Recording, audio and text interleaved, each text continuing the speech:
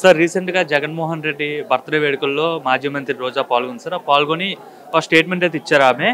Jaganmohan Reddy cutout చూసే భయపడుతున్నారు, cutout చూసే తడుపుకుంటున్నారు అనేసి ఈ విధంగా ఆమె మాట్లాడింది. ఎట్లా చూస్తారు ఆమె చేసే వ్యాఖ్యలను?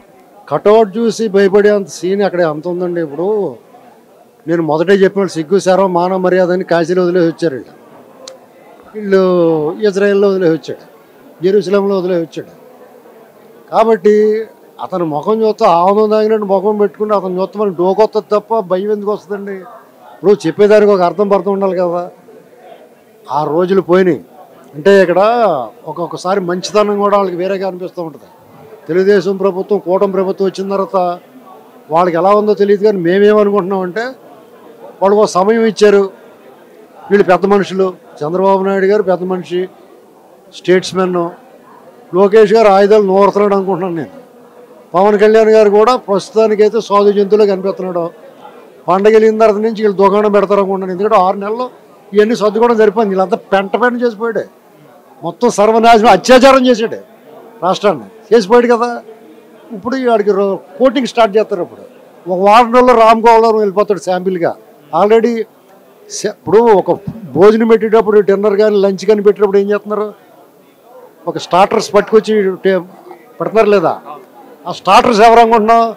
వర రవీందర్ రెడ్డి, బోరిగడ్డ అనిల్ కుమార్, ఎంపీ ఉన్నాడు కదా నందిగాం సురేష్. ఇది స్టార్టర్స్.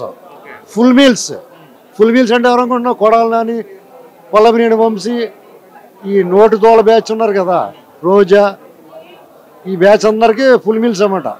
ఫైనల్గా తాంబూలం ఎవరంటే జగన్మోహన్ రెడ్డి. మడతలడిపోద్ది. ఎందుకంటే వీళ్ళు ఎవరు బయట తిరగరు. కరెక్ట్గా 2025 ఆఖరికి వీళ్ళందరూ లోపల కూర్చుంటారు. వీళ్ళందరూ లోపల కూర్చొని అష్టాచమ్మ ఆడుకుంటారు. వీళ్ళందరూ బ్యాచ్ ఒకే జైల్లో పడేస్తారు. ఆ బెసిలిపాటి చంద్రబాబు గారు మంచోడు కాబట్టి వీళ్ళందరూ ఒకే జైల్లో పడేస్తాడు. వాళ్ళు కూర్చొని కవర్ చెప్పుకోవడానికి, మీటింగ్ పెట్టుకోవడానికి, ఆడుకోవడానికి పనికొస్తుంది. అర్థమైందా?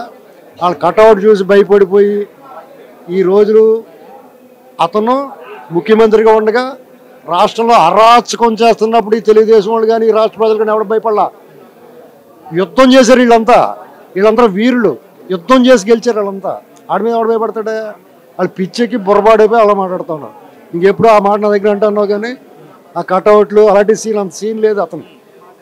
పదే పదే అంటున్నారు సార్. ఇంతకుముందు విడుదల రజనీ, మాజీ మంత్రి రజనీ కూడా అన్నారు, ప్రస్తుతం వాళ్ళ టైం నడుస్తుంది, మా టైం వస్తుంది, మా టైం వస్తే ఎవరిని వదిలిపెట్టమన్నది. నిన్న రోజా కూడా, ఆమె కూడా అట్లానే అన్నారు. వాళ్ళకి తెలియని టైం విషయం ఏంటంటే వాళ్ళ టైం అంతా వాళ్ళు వాడేసుకున్నారు. ఇంకో 10-15 ఏళ్ళ దాకా వాళ్ళ టైం రాదు.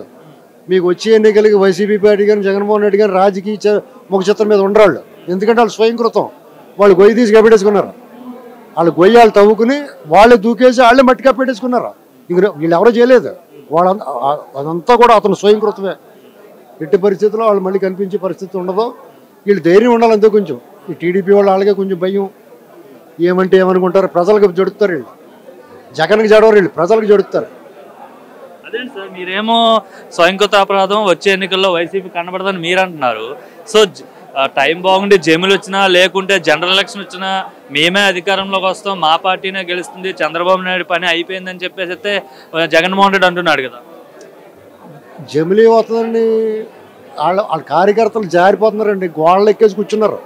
ఆల్రెడీ సగం మంది దూకేరా, ఒక వంతు వెళ్ళిపోయారు, ఒక వంతు గోడ మీద కూర్చున్నారు, కాళ్ళు అడి పక్కేసి కూర్చున్నారు, ఇంకొక వంతు రెడీగా ఉన్నారు దూకడానికి. వాళ్ళు వెళ్ళిపోకుండా ఉండకో అని చెప్తున్నాడు అతను. ఒకవేళ ఉంటే కనుక ఒకవేళ జమిలీ వస్తుందండి. 2 ఏళ్లలో జగన్మోహన్ రెడ్డి చేసిన అరాచకం కానీ, దుర్మార్గం కానీ వీళ్ళు ఏమైనా చేస్తున్నారా? గడ్డం కింద బెల్లం మొక్కటి బతిమాలుతున్నారు. ఏమన్నా అన్నారా? రోడ్ల మీద తిరుగుతున్నారు కదా దొంగోళ్ళు, అరాచకవాదులు, బందిపోటు దొంగలు, దొండిపాళెం బ్యాచ్ రోడ్డు మీద తిరుగుతున్నారు కదా. వాళ్ళు ఏమంటలేదు కదా. వీళ్ళు ఇంత అరాచకం ఏం కనపడుతుంది? వీళ్ళ మీద వ్యతిరేకత ఎందుకు వస్తుంది? ఆడైతే వచ్చిన వెంటనే కోలగట్టడం మొదలెట్టాడు. ఈ రైతులందరికీ అన్యాయం చేసాడు, ద్రోహం చేసాడు, వంచన చేశాడు కాబట్టి పోయాడు. వీళ్ళు అలాంటి పనులు చేయరు కదా. ఏదో డెవలప్ చేస్తారు ఎంత కొంత. చంద్రబాబు నాయుడు గారు స్వర్ణాంధ్ర విజన్ 2047 అన్నారు సార్. దానికి సంబంధించి జగన్మోహన్ రెడ్డి మాట్లాడుతూ 6 నెలల క్రితం ఇచ్చిన హామీలకే దిక్కులేదు, ఎప్పుడో 2047లో ఈయన ఏం చేస్తాడు, ఇది ఒక 420 హామీ అని చెప్పేసి అయితే జగన్ అంటున్నాడు. అప్పుడు ఏమన్నా తెలుసా? వీళ్ళు మేము అలా చేస్తున్నాం ఇలా చేస్తున్నాం. అయితే ఏంటి అనాలి. అంతే సమాధానం. అయితే ఏంటి చెప్పండి. అవును ఏంటి అలా చెప్పగా వాళ్ళు నోరు లెగుతుంది. లేకపోతే నిన్న అమరావతి మీద వాగుతున్నారు 2-3 వచ్చి. అవునరా అయితే ఏంటి అనాలి. లేకపోతే రాష్ట్రాల మధ్యన ఉంది, ఇదంతా గ్రోత్ ఇంజిన్, డెవలప్మెంట్ ఇది చెప్పకూడదు. అవును అయితే ఏంటో చెప్పు, నెక్స్ట్ ఏంటి చెప్పు. ఇలాగ వెళ్తేనే వాళ్ళు నోరు మోస్తాం. వాళ్ళు నువ్వు సమాధానం చెప్తుంటే ప్రశ్నలు వేస్తాడా, నువ్వు సమాధానం చెప్పకూడదు. ఆ రోజులు గడిచిపోలేదు. 14 నుంచి 19 వరకు సమాధానం చెప్పే రోజులు. ఇప్పుడు గోడనేసి తొక్కి రోజులు. అప్పుడే చెప్పిన మాట వింటారు. 6 నెలల్లో చంద్రబాబు నాయుడు ప్రజలను చాలా మోసం చేశాడు. చంద్రబాబు నాయుడుకి ఇచ్చిన టైం అయిపోయింది.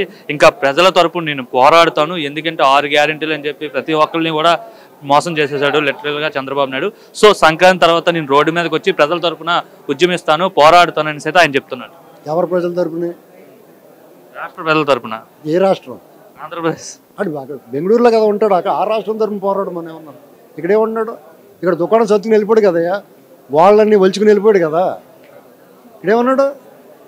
అతను బెంగళూరులో అలహంలో ఉన్నాడు. ఆ రాష్ట్రం తరపున పోరాడమని మోకాలు చెప్పులు కూడా తీసేస్తారు అక్కడ. అయ్యన్నా మాట్లాడితే. ఇక్కడ మనం కూడా ఊరుకుంటున్నాం.